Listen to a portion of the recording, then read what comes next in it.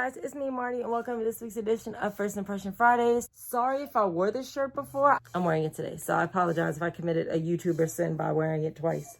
But, you know, she paid for it, so she's gonna wear it.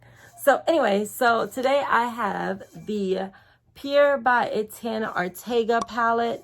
I will be honest with you guys, I didn't know Etienne Ortega before I grabbed this palette, so I looked him up. And we talk a little bit in this First Impression Friday about the differences between makeup artists collaborations versus influencer collaborations. So that's interesting. I got this palette at Ross on a random trip for $10. They retail for $42 though. So yeah, 18 pans, matte, shimmers, mix, lights, darks, beautiful contours, beautiful packaging, all of that stuff. So if you want to see what I think about this palette, you can just keep on watching. Thanks.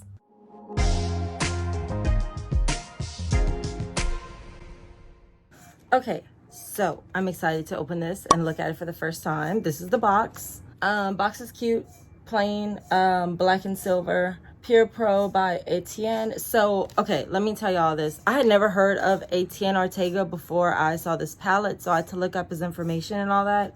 I looked at some of his content on YouTube, and something I need to mention about this. So, something I noticed about his products, as opposed to, you know, like we're so used to seeing influencer collaborations and palettes and makeup products from influencers. Something I have to say about Etienne Ortega that I noticed. First of all, let me slide it out so I can show y'all. It's so pretty. Because of course, when I looked him up, this came up multiple times, right? So a few things about that. One, I love how professional this looks. Not that the rest of them aren't professional, but it's just, I feel like there's a clear line of categories between like makeup artists who have worked in the industry for a little while and beauty influencers. You know what I mean? It literally looks more professional. I don't know another way to put it. So this is the package. When you open it, this is it. Oh, it's gorgeous. It looked a lot deeper. Most of them looked a lot deeper online and on the back of the box. So on the back of the box, you'll see the colors here. These are the colors actually in person. I feel like they look way, way deeper on the back of the box than they do in person, which is, I bought it because it looks so deep. So, that's a little disappointing. But anyway, it says makeup is self-expression, no rules, Etienne Ortega. Okay, and then it says hashtag Pur Pro. Okay, so the names are on there, which is a big deal. Y'all know I love a name on there. It's so much easier. But yeah, I'm gonna start playing with it while I'm still talking because I don't want to make this super long. So my eyes are primed. Okay, so I'm just gonna kind of talk while I'm working. But as I was saying, I just think that it's so, I want to go with, let's go with Popular. Or 19, Popular. Okay, so I'm going to use Popular, which is the shade right here, as a transition color. So yeah, so I thought, oh, nice. First of all, I did notice that there were so many videos of him using this palette to create different looks on different models. This is pretty.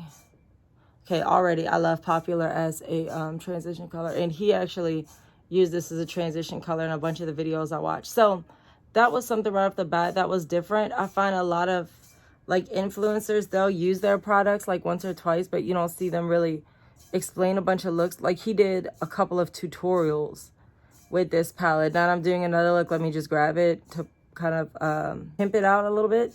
It wasn't like that. It was like he was using it. He showed us a bunch of different looks using this as the palette. So I thought that was interesting.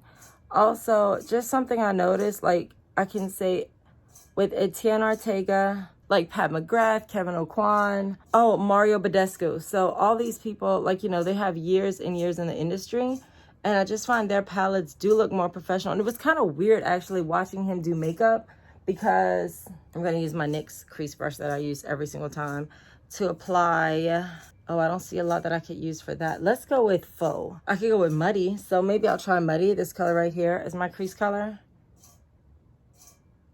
There's like no fallout on these guys, like none. That's crazy. I can't tell you the last time I used a eyeshadow palette that had no fallout. So yeah, just the way he was applying the makeup too. Like there's so many like influencer techniques that we have been so used to seeing that I personally had like accepted them as the norm.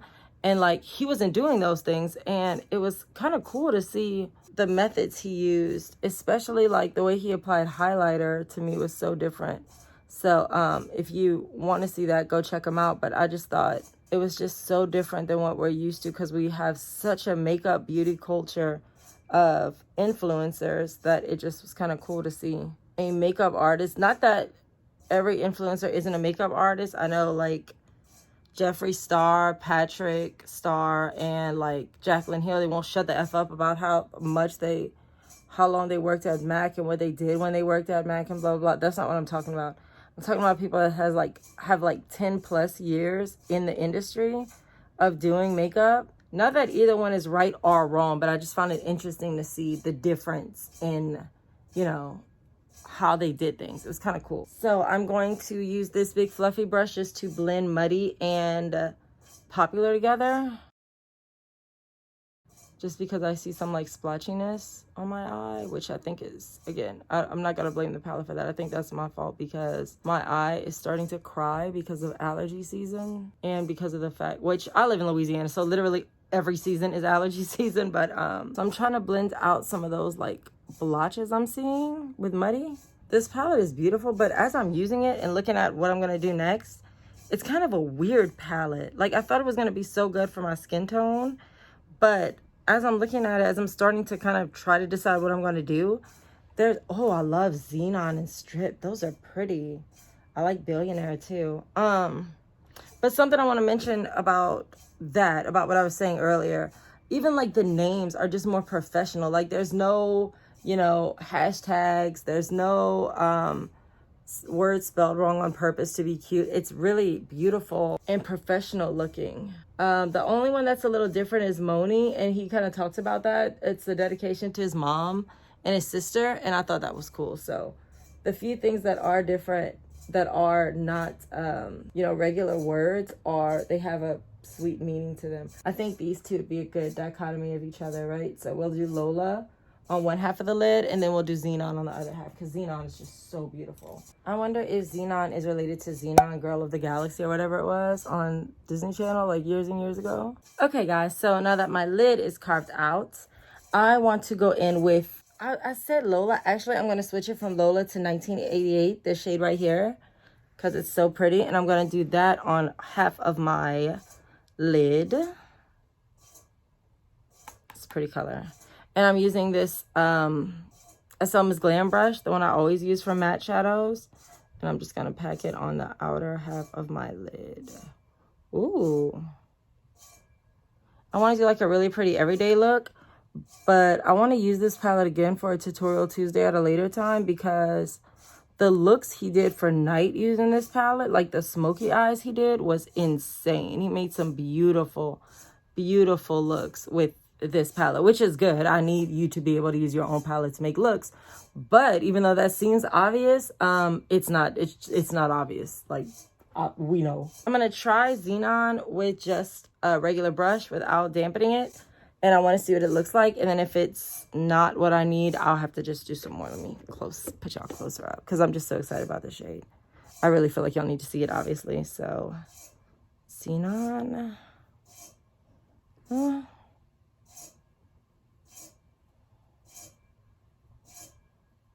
Okay, yeah, Xenon is pretty, but I am greedy and want to wet it a little bit and just see what it looks like.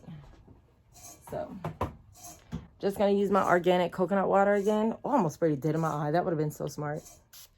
So,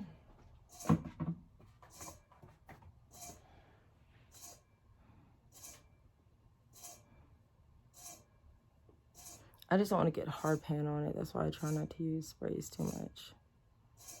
Okay, yeah, it does definitely make a difference. Very pretty. And I don't know if y'all noticed, but this is kind of going quickly. Like, usually it takes me so much longer to do a look, but this is really pretty. Let me get a little blending brush. So I'm going to use this big Elizabeth Mott blending brush just to blend the two colors on my lid together a little bit.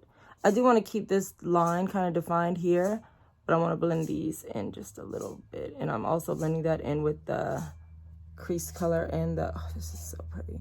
You know what this gives me? Bridal vibes. This white with this is so pretty. I like this. And again, it was fast. Like, no, I was going to say I could do this in the morning. I can't. I'm still too late for that. I'm going to go at 3 a.m., which is this beautiful matte black. And I want to, actually, no, I'm not going to use this one. I'm going to use my favorite contour brush.